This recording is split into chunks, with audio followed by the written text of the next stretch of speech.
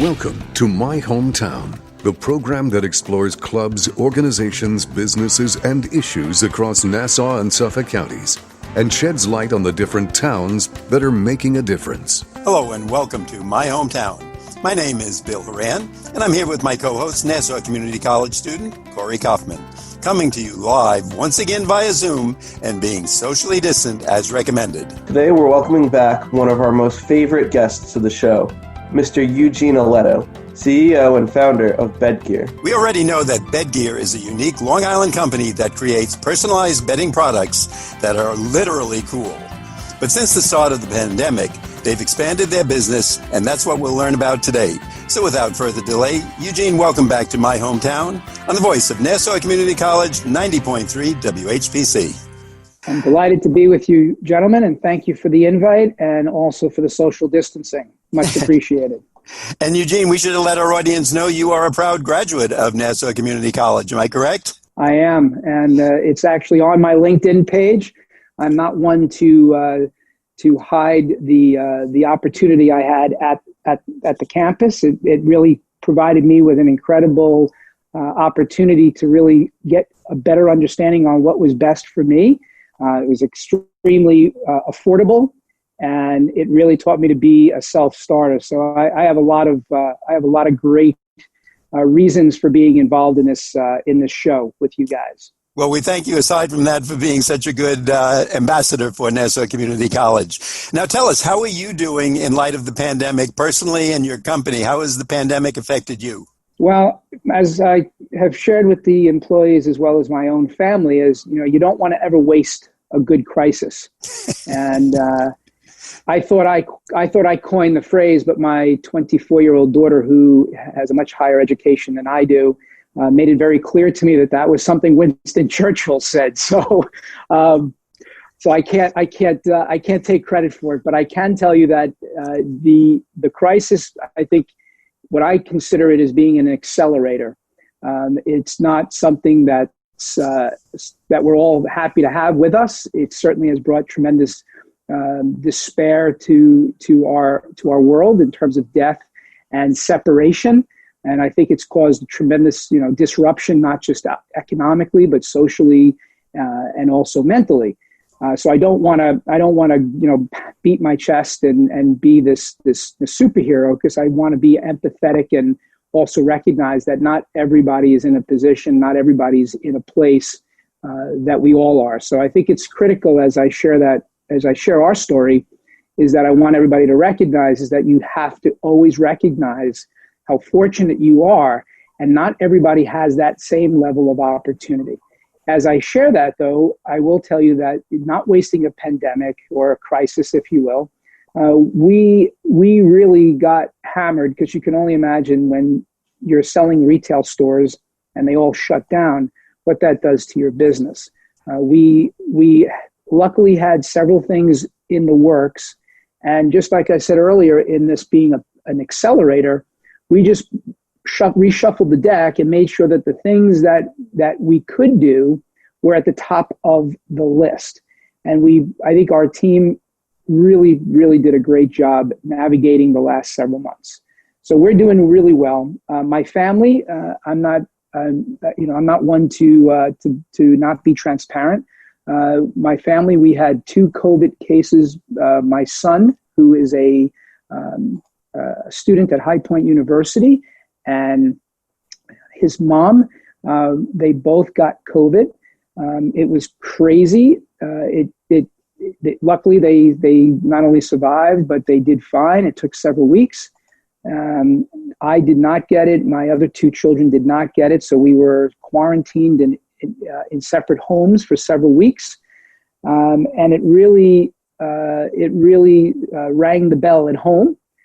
Here at work, luckily we knock on the proverbial wood.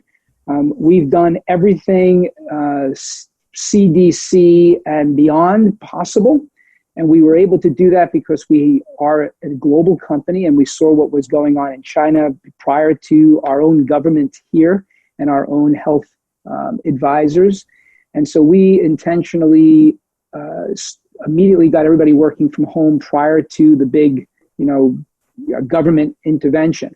So luckily, all of our employees are safe, both here and in South Carolina and throughout the world. And we're delighted to share, so many things in the next 20 minutes with you of what we actually have done to navigate. So for those who may have not heard our earlier episodes, can you tell us how Bedgear got its start and what the company is all about? Sure. So I'm what I'm told is a serial entrepreneur. I see the world, I think, more emotionally than intellectually.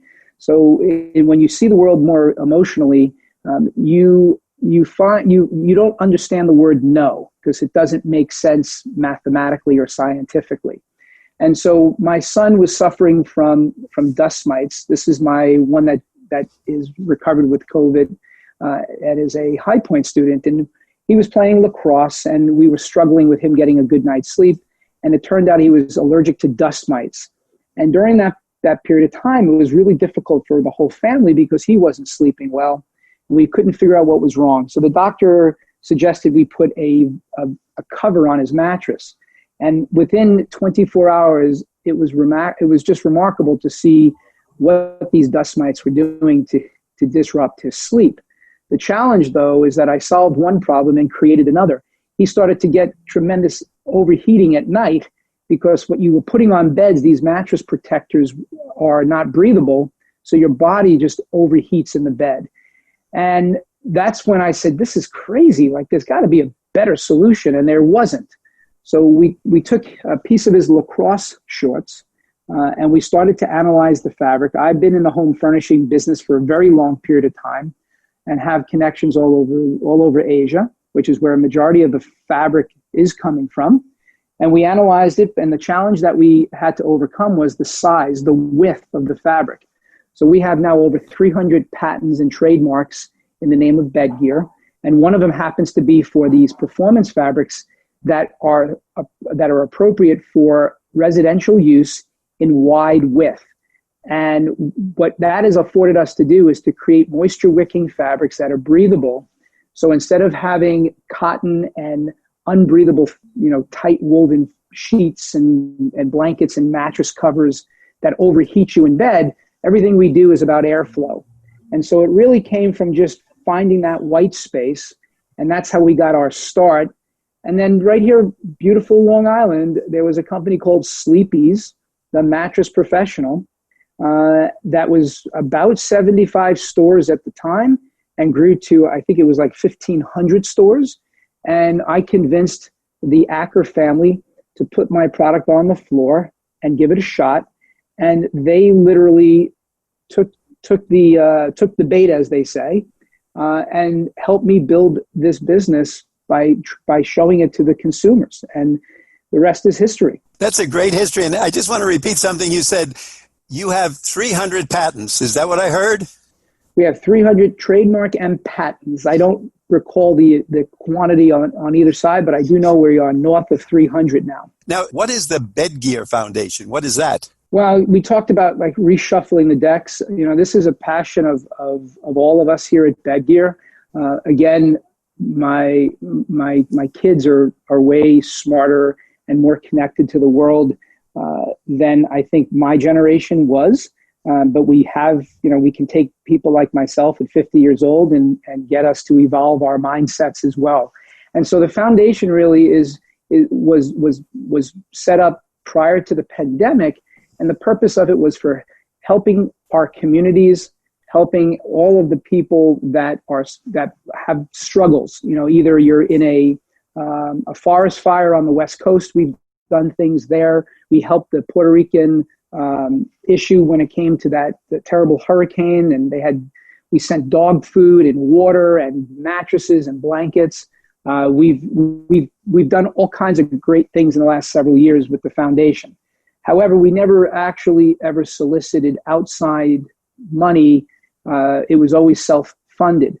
Well, because of the world pandemic, and it wasn't just specific to a particular area, but it affected the whole world, we were able to take all of our employees, instead of just going out and cutting jobs right away and closing facilities, we kept as many people working for as long as possible until the government came up with what their stimulus package was going to be, and we delayed any furloughing or anything to do with our employees early on, and we used the foundation and we kept production going, and we literally donated tens of thousands of pillows and sheets and blankets to all of the first responders.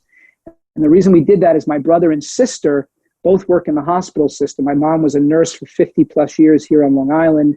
And when my sister and brother shared with me that the shift workers weren't going home, they were grabbing a nap in an office in a hospital, or they were sleeping, a couple of hours just to get back with these busy hospitals. We literally just brought thousands of pillows to the hospitals throughout New York as well as South Carolina, and it was awesome. And it got everybody jacked up and excited. And it was beautiful because we were able to use the foundation as a way to keep people busy until we came up with what that stimulus package was going to be. So the short answer is the foundation was designed and developed so that all of our employees can give back to the community and to give back to all of those people that need a little bit of comfort at particular times throughout their lives. And I think personally, I speak for a lot of people, we would all love to do something for the medical professionals and the people even outside the medical world who are still working hard for us, doing their jobs daily. And if it's through the Bedgear Foundation, that would be great. And thank you on behalf of the company, because so many of these people we know are working so hard. They're seeing such sadness and just death of people and illness that it's great to know a Long Island company is out there helping them and doing, if we all do our little part, it becomes a big part. So thank you so much. So you've also been busy donating respirator masks to first responders and hospitals on Long Island. Can you tell us a little bit more about that initiative? Are you making the masks? Yeah, so it's a great question, Corey, and I love it because it gives us an opportunity to share a little bit of craziness. Our world is filled with people that want to just get over on people. Not everybody is honest. Not everybody does the right thing. And so what's amazing is when you see all these KN95 and all of these particular masks that are very specific as it relates to the hospital workers, the first responders, the going into a nursing home. There are people, my brother called me who works in the hospital system and said, you can't believe the amount of phone calls we're getting from people trying to sell us masks because we need them. We didn't have the stockpile that we needed. And we have people trying to scam the hospital systems, and some of them get through and they scam them and they buy all these masks. They were buying masks from China and they were bringing them into this country. Not all of them were good quality, and who knows, some of them weren't even FDA approved. The good news is that we had already been purchasing masks for our employees in Asia during the early stages of their pandemic. So we actually knew the factories that were making a lot of the masks for companies like 3M and so forth. And what we did is we asked our supply chain, because obviously things were pretty devastated here in America and around the world.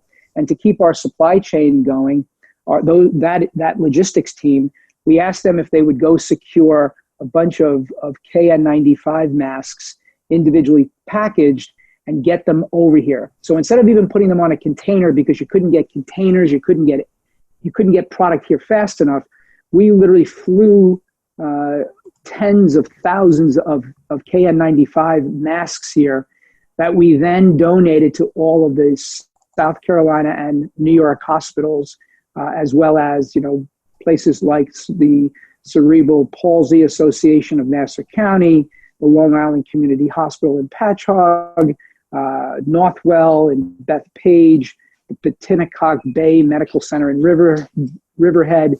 And I can go on and on. I don't want to leave out any of the names, but I would tell you that the hospital community and the emergency services and the people that they employ, the way they work together as a unit when things go bad would literally impress the crap out of you. They all get on the phone. They all figure things out. They all share with each other openly. Competition goes down to zero.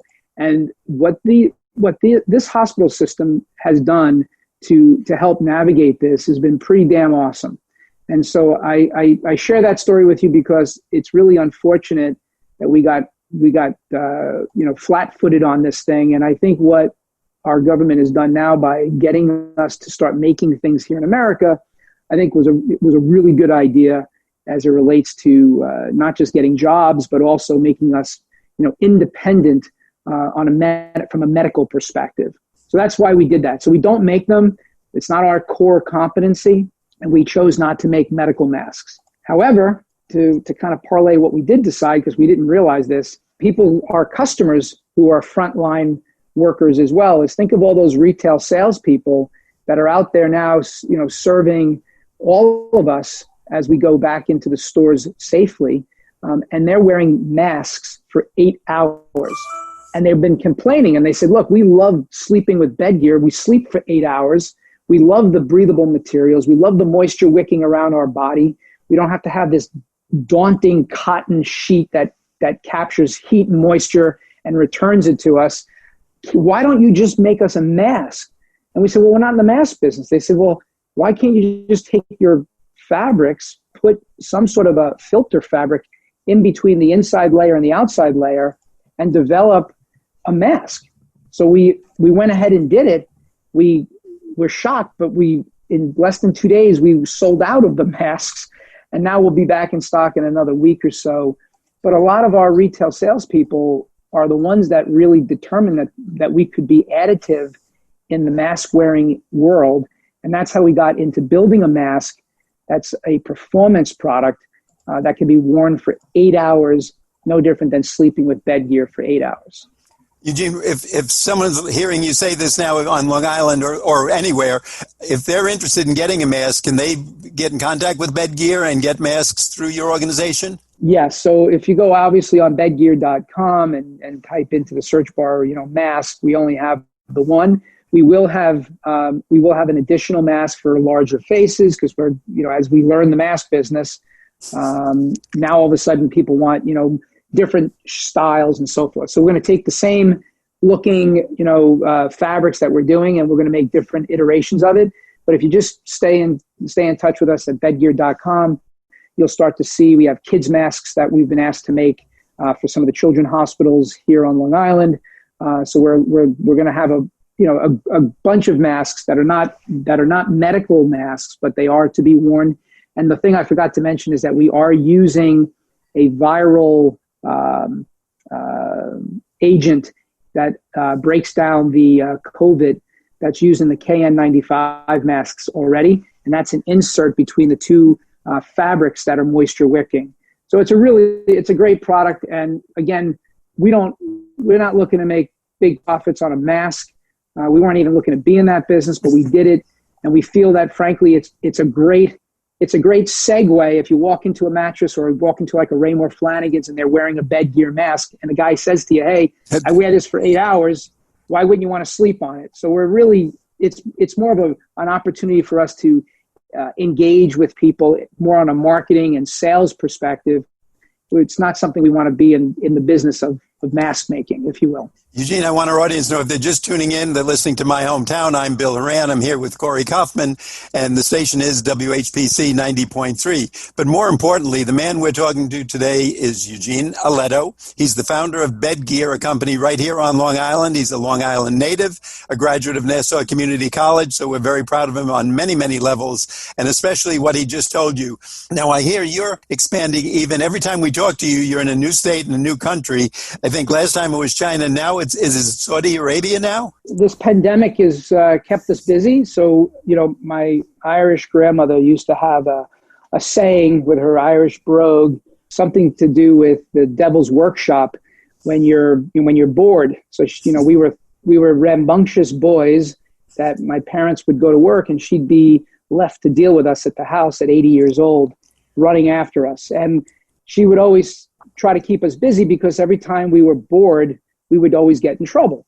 So I always use that as my guiding principle. So during this pandemic, we're all home, we're all working from different locations. Some of us are furloughed, some of us are on the bench waiting to come back. And what I wanted to do is realize, wait a minute, I can't be a victim. I've always learned that being a victim is not an end game. You're not going anywhere with that. So I looked at this, and I talked to earlier in this conversation, we talked about not, wasting a good crisis. Well, if I could keep everybody like really busy and not focused on the pandemic, then we wouldn't be all stressed out, and we would be way more productive than putting all of the energy into things that I can't change. So part of that is international, right? International has always been an interesting opportunity for us, not just to bring people and money together, but to bring community together, to bring understanding of each other's cultures, right? So we live in these crazy times where everybody just wants to be pissed off at the other person. But I got to tell you, doing business with people, it's a common theme everywhere. I get invited to people's homes. It doesn't matter if you're a Christian, Muslim, or a Jew. If you're someone from African descent or West Indian descent or American descent, if I'm doing business with you and I'm transacting with you and you're making money and I'm making money, all of a sudden we wind up having a different understanding about each other, and we start to learn about each other's cultures, and we then create this amazing relationship, and we don't disagree about the things that we don't agree about, and we focus on the things that we agree on, and we wind up with this amazing understanding. So I jammed up and I said, we have to get after this international business during this pandemic, because people are all looking for solutions. So we got this opportunity with the Middle East, which, as we know, Trump takes full responsibility for what they just signed up with Israel and the UA. I personally want you to know that it's I that did it. It was Bedgear that put them together.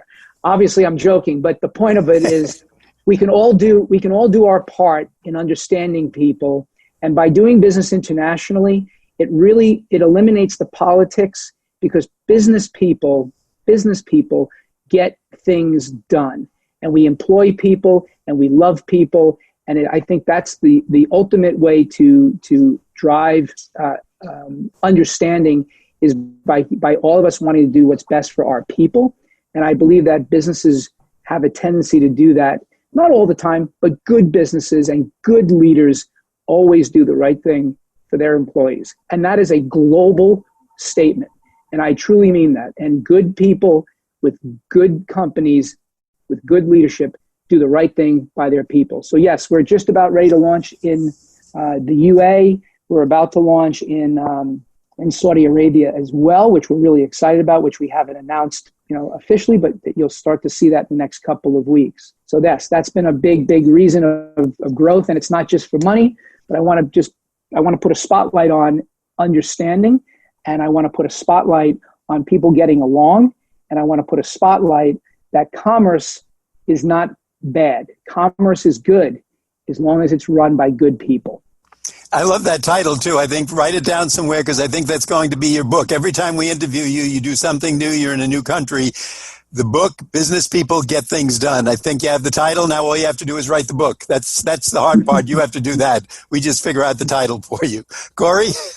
You also showed us before the show you're actually working on moving to a new office space in Farmingdale, right here on Long Island. Will all of your employees be returning to work? How are you handling the CDC guidelines of social distancing within businesses? Yeah. So one is, I'm delighted to share with you that our human capital and culture department it's headed up by a fantastic young woman named Ashley.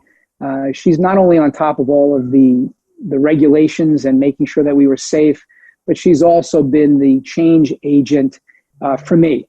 I'm a traditionalist. I think everybody's got to be, screwed down tight to their desk to be successful. This pandemic has taught me as a business leader the amazing world of working from home and finding good quality people and giving a great vision and then buying into the vision. People could work from anywhere. Our company is so good right now because of the quality of our employees and how much of a desire they have to see the vision through. So we are all here with CDC regulations, and the way we've created the coming back to the office isn't to just keep us safe from COVID, but we wanted to keep the emotional aspect of coming back at an all-time low. And the reason for that is just like we did early on in the pandemic, when the government wasn't really sure what the financial piece of it and what was going to happen with furloughs and what was going to happen with subsidies. We didn't want to cut any employees or furlough anybody until the government had their position. We're doing the same thing with the whole going back to school. We employ over 68% female, and we have a lot of young females that have young children. So the big fear here is that if you're wanting to kill it at work and kill it at home and kill it in life and really get after it, we didn't want to create this huge stressful environment where she is worried about homeschooling, worried about her career, worrying about herself personally, worrying.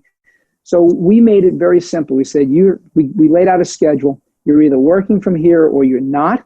And it's not something to be stressed out about. We don't want people coming part-time, going back home, wasting time on the road. You've been successfully working from home. We're gonna ease into this thing between now and the end of the year. Just because we have this gorgeous new double the size of our space and everybody wants to be here, we don't want that to be the stress point where you can't kill it for yourself, for your family, and for Bedgear every day. So it's a little bit of a flex policy. It's not as aggressive as what Google has done with saying, look, everybody work from home. We have very tangible products so interacting with it is at sometimes is going to be important to be able to make good, conscious innovation decisions. But generally speaking, it's been wonderful for the employees that don't have the ability to understand what's happening with their school situation. On the other hand, I'm also very empathetic because we do have a part of our business. I'm not going to sit here and hide behind my door. We have a part of our business that you have to be at work because making a mattress or a set of pillows or sheets or a blanket, you can't do from home. You can't ship the inventory from home.